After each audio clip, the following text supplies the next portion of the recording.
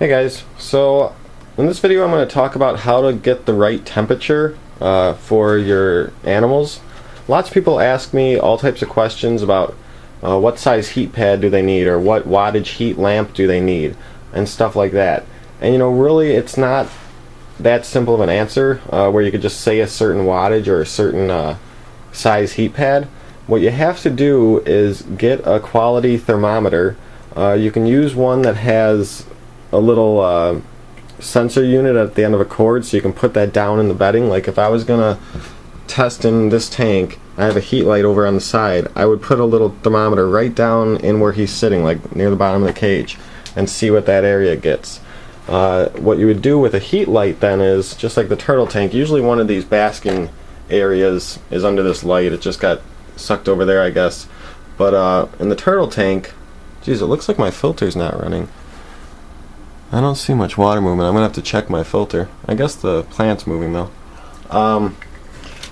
Anyways, if I had a basking area right here, I would test right where the basking area is. If the temperature was too hot, all you have to do is take your lamp and raise it a little bit. The farther away it is, the cooler it's gonna be. If your basking area is too cool, you take your heat lamp and lower it down a little bit.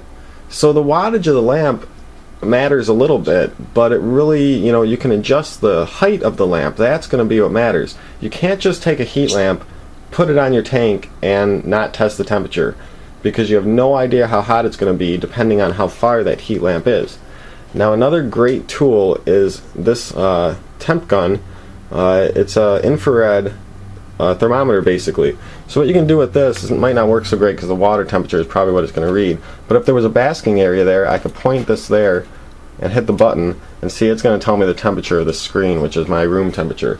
But let's go back to my bearded dragon tank, and these guys need about 95 degrees or 90 degrees in their hot spot, so don't mind the dirty glass. I gave them some these red pellets with some freeze-dried insects. We mix this with water so they get some moisture from it, and they make a mess when they eat it. But anyways, you could take your thermometer here, infrared heat gun, and you could point it at their basking area, like right on this log would be the hot spot. Hit it on, and as you can see, I'm getting 96.8 degrees there. It's upside down. 96.8 degrees. Now if I point it, let's say, on this little bit of a shady area over here, I'm getting 89.4 degrees. And then farther away, 78.8. So this is perfect. What you want in a cage is a hot spot. You don't want the whole cage to be hot, because you can see they're not even in their hot spot right now. You don't want their whole cage to be hot. You want them to be able to choose the temperature that they sit at.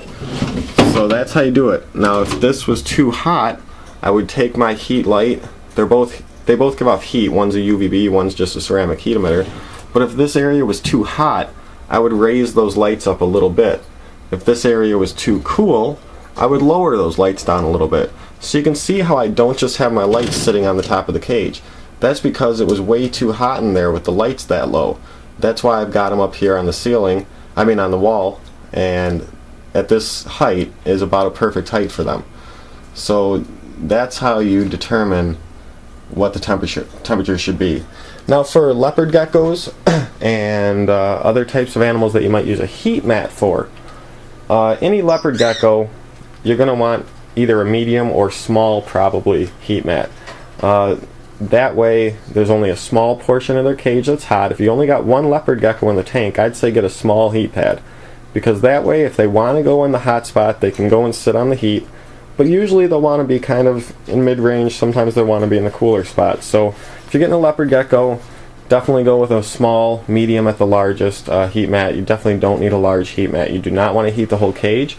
Heat mat should cover about, I'd say about a sixth of the cage. Like it would be good to cover like one corner, like halfway up the cage there, and then down to here. You really only have to heat a little bit. Like here for my snake over here, if we test this area with my gun, getting 101 degrees on the glass of the cage on the outside. So that means inside there it's probably 95 degrees or something, right around where he's sitting. So he's sitting in the heat right now. But if he wants, he can go sit over here, and he often does sit over here. You can see his kind of trails here when he moved around. So just wanted to give a little information about how to get the right heat in your tank. So hope that was helpful, and see you guys later.